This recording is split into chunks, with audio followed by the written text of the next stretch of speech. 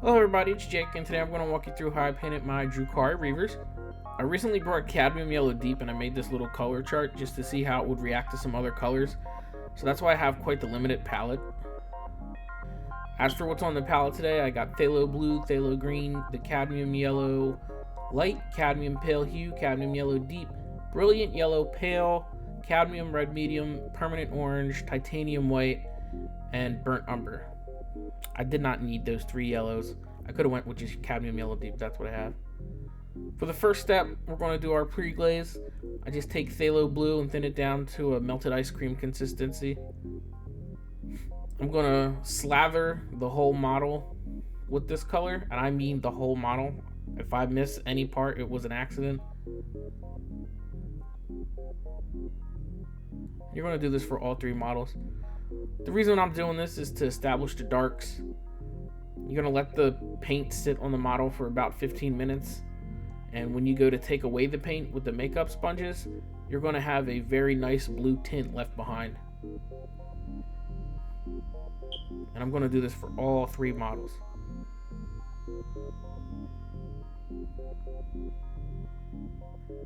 Added a little bit of burnt umber and that pushed it towards green, but that's okay. Color variation is better than just having one flat color. And here I am taking the paint away. And you'll see when I take the paint away, it'll be a nice blue tint.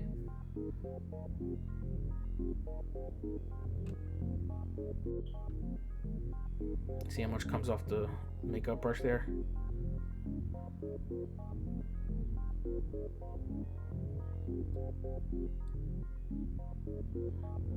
See, there's almost no paint left behind when you take the makeup sponges to it. And here's one where there is paint and one where there isn't paint. That tinting is key. You want that tint. Next, I mixed up a green color, Phthalo Green, a little bit of Phthalo Blue, and Cadmium Yellow Deep. Just a deeper, richer green. And I'm going to cover the whole front part of the bike with this color.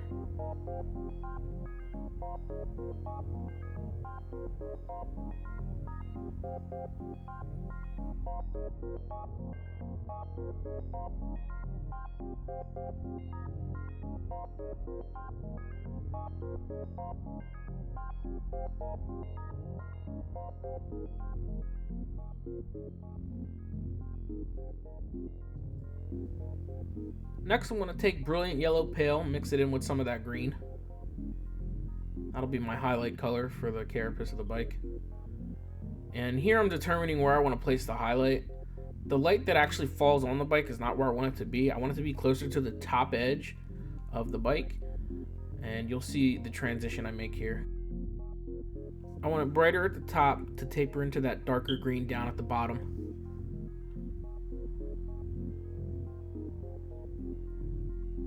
And I do put a little bit of that color on the very top part too. It's a flat edge, so it can be the same green.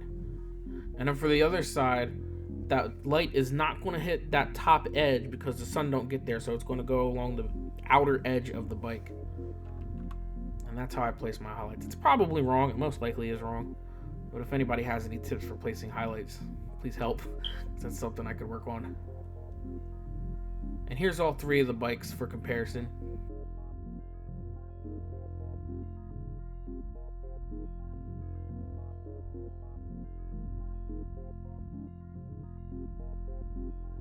Now I'm mixing a bluish gray color. This is basically every color on the palette except for the yellows and orange. And I could have just done black and white, but I really wanted to futz around. This color is going to go on the blades. I'm going to cover the whole blade with it.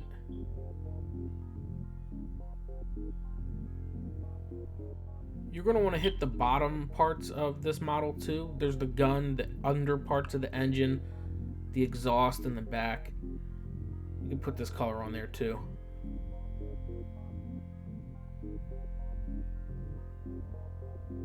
And I highlighted that with just straight titanium white mixed with the gray. Make it shine a little bit, especially on the blade edges. There's a little dip where it separates from the blade to the part that connects to the body of the bike. And if you can get that separation, it looks much nicer.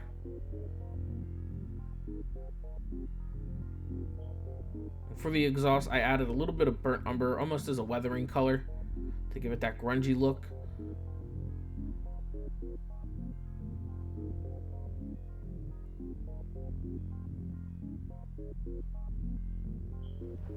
And then I took a break.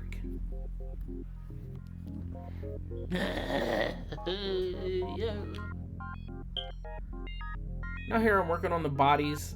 The riders are not the most impressive part of the model to me, so I just covered them with phthalo blue. I didn't work too hard on them. You'll see even this one was unpreglazed, so to say. And then to highlight them, I just added titanium white to the phthalo blue on the palette and highlighted the edges that I wanted brighter.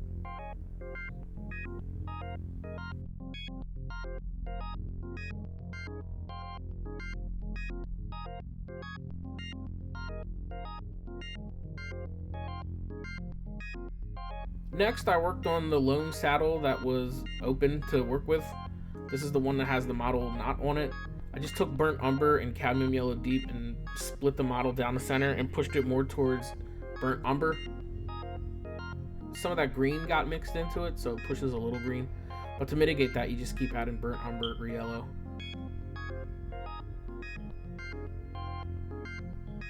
Then I worked on edge highlighting. Just added white to the green mixture. For edge highlighting, you just gotta find a good consistency so the paint will roll off the brush, and then take the brush and gently take the edge of it against the edge of the model. You should get a nice crisp line. You might want to let the oils settle a little bit. That way they stick. Did the same thing for the blades. Added some white where I wanted separation between the light and the dark colors.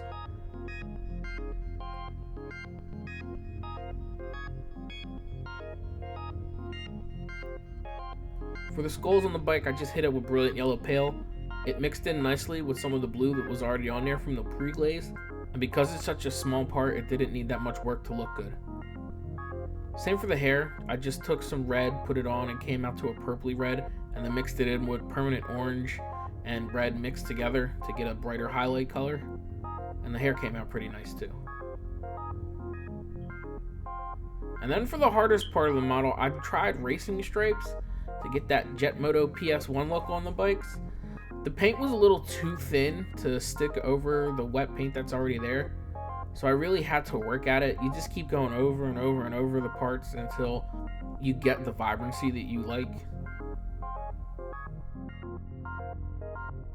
And here I added some yellow just for color variation, make it pop a little more.